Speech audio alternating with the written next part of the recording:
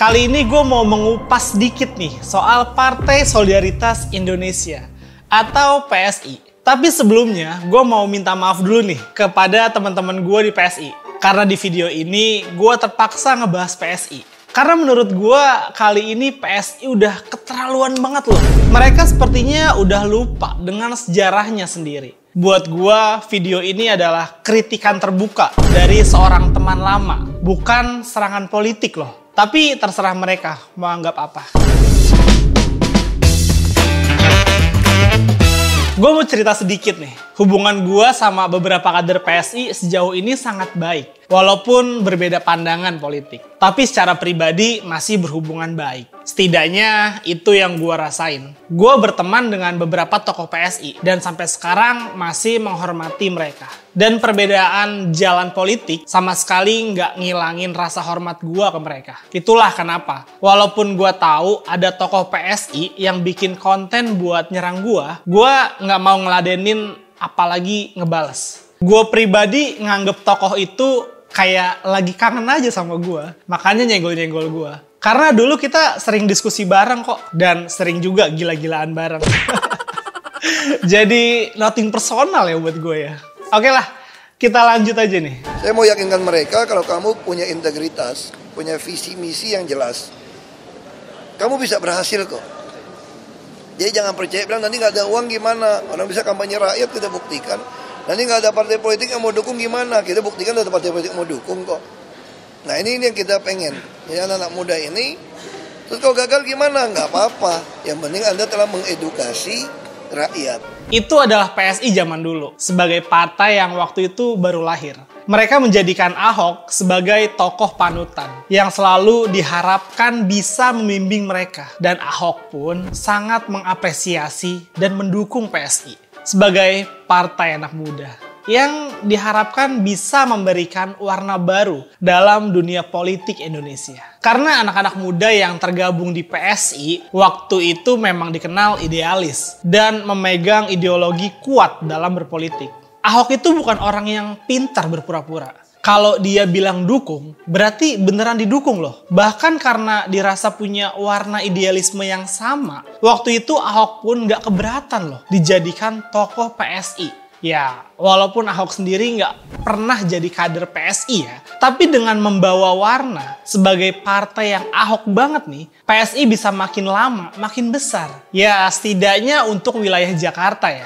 Kalau nggak salah, PSI bisa dapat 8 kursi di DPRD Jakarta untuk partai yang baru pertama ikut pemilu. Ini termasuk prestasi yang oke loh. Beberapa tokoh pendiri PSI itu dulunya adalah orang yang punya hubungan dekat dengan Ahok. Bahkan ada juga yang pernah jadi stafnya Ahok loh. Ya walaupun sekarang beberapa dari mereka sekarang udah nggak gabung di PSI lagi ya. Kita sebut aja nama. Rian Ernest, Samara Amani, Mikhail Sianipar, Grace Natali, Raja Juli Antoni, Suni Tanuwijaya, Isana Bagus Oka, dan masih banyak lagi. PSI ini dulunya adalah kumpulan anak-anak muda yang progresif. Makanya mereka dulu sempat jadi partai harapan anak-anak muda yang ingin membawa perubahan dan perbaikan lah. Terutama dalam penanganan korupsi. Dan juga pluralisme yang waktu itu lagi menjadi isu panas loh. Waktu demi waktu berlalu. Yang gua denger waktu itu, PSI berharap Ahok bergabung jadi kader. Cuma sejarah belum berhasil mempersatukan mereka. Apa yang ngebuat Ahok gak gabung ke PSI ya?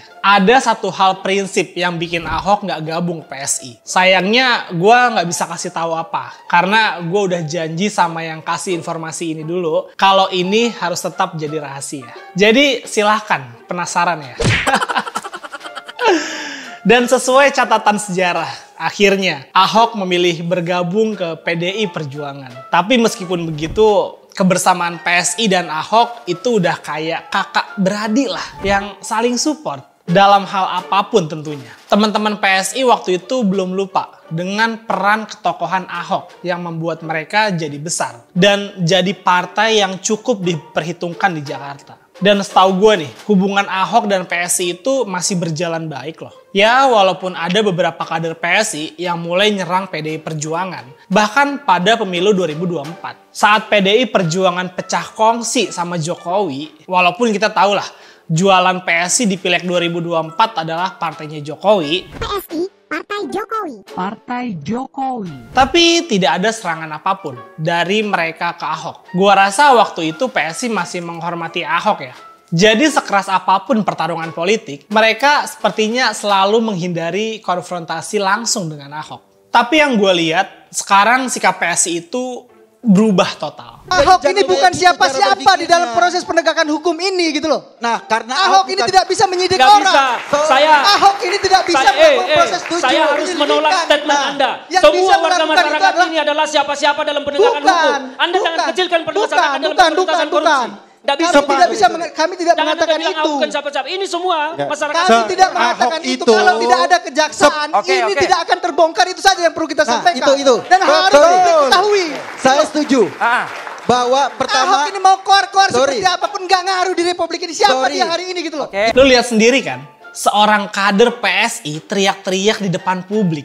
Bilang kalau Ahok itu siapa. Belagu banget PSI sekarang. Konteksnya di situ emang soal pernyataan Ahok dalam kasus korupsi di Pertamina. Tapi kita semua tahu, yang pertama kali nyerang Ahok itu justru buzzer-buzzernya Jokowi loh. Lalu kemudian beberapa kanal ngebuat podcast dengan Ahok. Di situ Ahok menjawab tuduhan-tuduhan yang dialamatkan kepadanya. Sambil menyatakan diri siap ngebongkar urusan ini. Dia punya bukti kok. Tapi nggak bisa dibuka ke publik karena itu menyangkut rahasia perusahaan, bos. Dan ada aturannya. Pernyataan Ahok itu dipelintir lah kemana-mana. Bahkan pengacara kondang juga turun tangan loh. Walaupun turun tangan dia diduga untuk ngejaga kliennya sih. Tapi tetap aja yang diserang ya Ahok.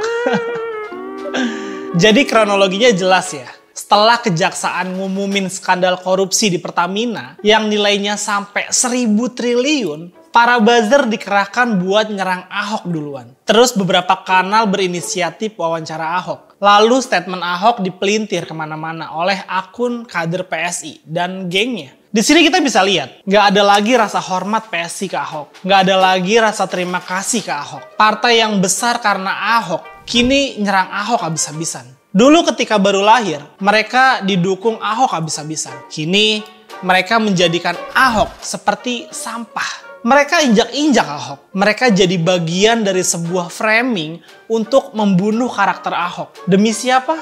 Ya, demi siapa lagi? Kalau bukan demi menjaga Jokowi. Kenapa? Karena Jokowi disebut terlibat dalam permainan di Pertamina. Ingat, 2 orang ponakan Jokowi menduduki posisi penting di Pertamina sebagai direktur. Terus salah satu komisaris Pertamina, Patra Niaga, yaitu adalah istri dari loyalis Jokowi, Arief Rashid. Tapi setidaknya dari pernyataan Jokowi sendiri, dia tahu siapa mafia migas. Tapi kenapa diem aja? Dan terkesan membiarkan. Ini kesalahan fatal Jokowi. Dan terlihat sedang coba ditutupi oleh pendukungnya. Ya kita tahulah jualan politik PSI saat ini adalah partainya Jokowi. Jadi secara politik nih, mereka memang harus jagain Jokowi. Dan seperti mau lepaskan diri dari Ahok. Tapi mereka lupa.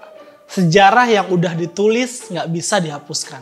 Kalian bisa lari, tapi nggak bisa sembunyi. Dan diakui atau tidak, Ahok adalah bagian dari sejarah PSI. Sudah hilang PSI yang gua kenal dulu. Kini mereka ganti kulit politik. Dari kumpulan anak muda yang idealis, jadi kumpulan orang-orang oportunis. Dan itu ngebuat PSI nggak ada bedanya dengan partai yang lain. Setidaknya itulah penilaian dari gua untuk PSI sekarang. Sekejam itulah politik sampai harus menghilangkan rasa hormat. Dan menurut gua, PSI sedang menjemput kehancurannya sendiri. Kenapa gue bilang gitu? Dalam politik, teman koalisi itu tetap jadi saingan. Semua partai di situ mau besar. Apakah mereka akan membiarkan PSI besar? Iya, kita lihat aja 2029. Oke? Sekian lu dari gue. Sorry to say kalau ada omongan gue yang gak sejalan di hati kalian. Perbedaan jangan buat kita untuk berhenti berteman. Gue Iwan Chan, bye. Bisa kita bayangkan PSI, Partai Solidaritas Indonesia, belakangan ikut-ikutan menyerang Ahok. Kita kan tahu PSI ini adalah partai politik yang paling Ahok sejak lama. Bahkan publik tahu bahwa PSI itu sangat mengidentifikasi dirinya sebagai bagian dari Ahok. Sepanjang Ahok jadi gubernur di Jakarta, saat itu Ahok misalnya dikritik, dibully terutama oleh kalangan-kalangan kelompok aktivis, termasuk juga ketika Ahok dibully oleh kelompok-kelompok yang kalah dalam pilkada, tentu saja seperti kelompok pendukungnya PKS ataupun kelompok-kelompok kritisi yang lain, itu PSI paling depan pasang badan memberikan bagaimana PSI itu adalah sebagai tameng utama yang selalu akan mengadvokasi dan membela Ahok hingga tuntas. Bahkan dalam banyak hal, nafas perjuangan PSI itu adalah terinspirasi dari statement-statement dan manuver yang kemudian dilakukan oleh Ahok. Tapi hari ini cukup naif. Ahok seakan-akan berjalan di tempat yang sunyi. Ahok itu seakan-akan tak lagi punya teman. Orang yang dulu, partai yang dulu paling Ahok sekalipun, secara perlahan juga mengkritik Ahok secara terbuka. PSI juga mengkritik kenapa Ahok baru ngomong sekarang terkait dengan kekisruhan Pertamina. Ahok juga dikritik oleh PSI, dianggap tidak ikut bertanggung jawab, bahkan cenderung membiarkan praktik-praktik koruptif yang ada di Pertamina. Terutama ketika Ahok menjadi komut yang kemudian secara signifikan posisinya cukup strategis untuk mengungkap bagaimana kekisruhan yang ada di internal Pertamina. Itulah PSI yang kita tahu. Apa yang kemudian bisa kita jelaskan? Ini tentu tidak terlepas karena Ahok saat ini adalah kalah dalam pemilu, bagian dari partai yang kalah pilpres dan tidak punya teman penguasa.